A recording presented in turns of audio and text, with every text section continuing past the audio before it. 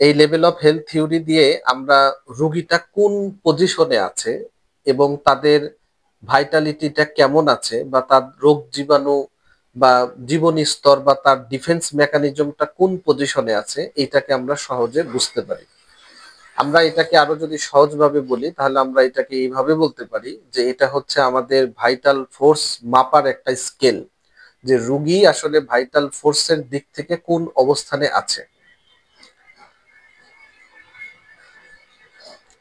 দ্বিতীয়ত, প্রথম ভাবে লেভেল অফ হেলথ থিওরি আমাদেরকে শেখায় কিভাবে রোগীর স্বাস্থ্যের স্তরকে চিহ্নিত করতে হয় এবং রোগের গভীরতা এবং রোগের বা রোগীর উপরে বা ভাইটাল ফোর্সের উপরে এটার প্রভাবটা কেমন, এই জিনিসগুলা এটা আমাদেরকে বুঝতে সহায়তা করে।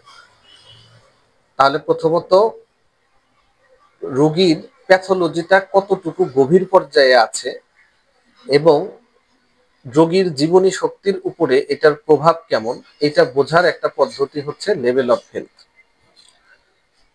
আর দ্বিতীয় হচ্ছে, এই থিওরিটি হোমিওপ্যাথিক ডাক্তারদের রোগের অগ্রগতি বা প্রতিক্রিয়া বুঝতে সহায়তা করে। অর্থাৎ রোগীর শরীর কিভাবে রোগকে প্রতিরোধ করছে এটা বোঝা সাধারণভাবে অনেক কঠিন। এই থিওরিটির বিভিন্ন গ্রুপ এবং লেভেল অনুযায়ী রোগীর প্রতিরোধ ক্ষমতা এবং রিকভারি প্রসেস ভিন্ন হয়। এই জ্ঞান যদি আমরা ব্যবহার করি তাহলে একজন হোমিওপ্যাথিক ডাক্তার হিসেবে আমরা দীর্ঘমেয়াদী চিকিৎসার পরিকল্পনা তৈরি করতে পারি। অর্থাৎ আমরা যদি সহজভাবে বলি তাহলে আমরা এখান থেকে দুটো জিনিস বুঝতে পারি।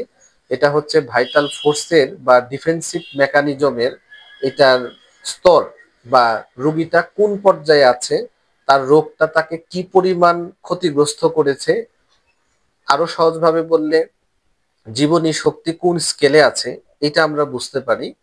এবং দ্বিতীয় নাম্বার হচ্ছে, এই লেভেল অফ হেলথ আমরা নামটা শুনেই বুঝতে পারছি যে অনেকগুলা লেভেল এখানে বোঝা যাচ্ছে। তো এই লেভেল অনুযায়ী রোগীটা কোন লেভেলে আছে, কেমন পজিশনে আছে এবং ওই অনুযায়ী আমরা তাকে প্রয়োজনীয় পদক্ষেপ ইনশাল্লাহ নিতে পারবো।